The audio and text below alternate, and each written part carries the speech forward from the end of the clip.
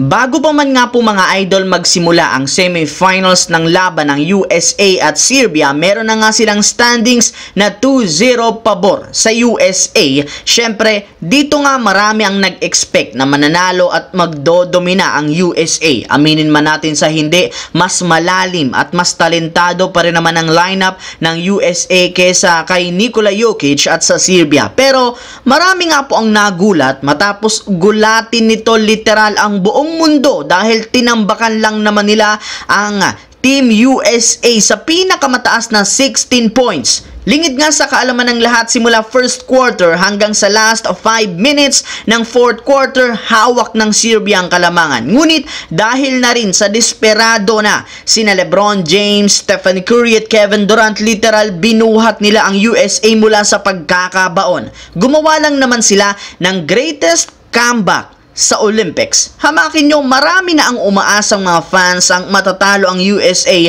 dahil sa ganda ng momentum at shooting ng Serbia, pero dahil sa galing at pagiging veterano ng tatlo, nagawa nilang makapag-comeback sa nasabing laban. Gumawa nga dito si LeBron James ng history, triple-double habang 36 points naman ang hawak ni Stephen Curry. Gold medal match na mga idol between Team USA at Team France. Bago yan, ang video ng ito ay hatid sa inyo ng 1xBet. Suportahan at manalo sa inyong paboritong kupunan sa NBA, PBA, MPBL at ngayong Paris Olympics at iba pang sporting events. Maaaring makakuha up to 12,000 cash bonus sa inyong first deposit gamit ang aking promo code. Pag tama prediction mo, panalo ka. Simple lang, pindutin lamang ang link sa comment section at mag-register gamit ang inyong GCash account para makapag-cash in at cash out. Isang paalala, tumaya ng responsable. Sa kabilang banda, sa kadami nga po ng mga nabanggit na kupunan na gustong kumuha kay Lauri Markkanen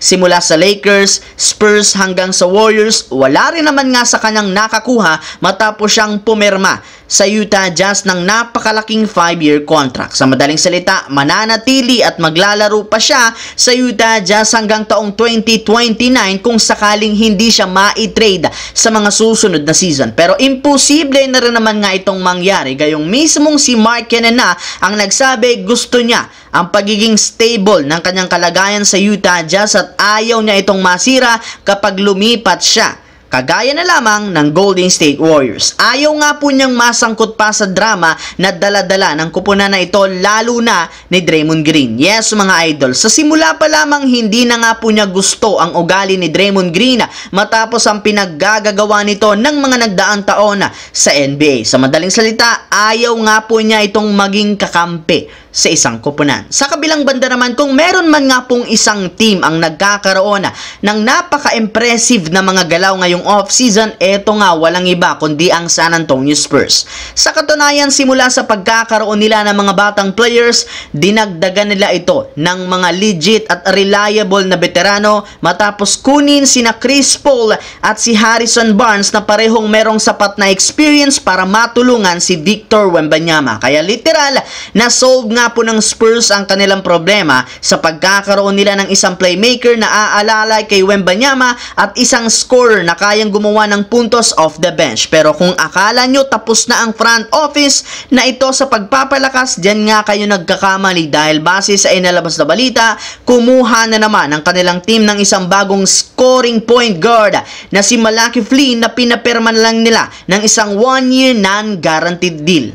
Kahit man nag-average lamang ito ng 8 points per game, may kakayahan para naman siyang makapag-ambag ng malaki sa Spurs, gayong kaya-kaya nga nitong magtala ng 50 points katulad na lamang ng ginawa nito last season para sa Detroit Pistons. So yun lamang mga idol ang ating bagong video na ating pinag-usapan ngayon dito. Once again, this is your J-Zone TV. Huwag kalimutang mag-like, mag-subscribe, pindutin ang notification bell sa aking channel para lagi kayo maging updated sa mga videos na pinapalabas ko. Isang malaking shoutout sa lahat mga idol. Maraming salamat po.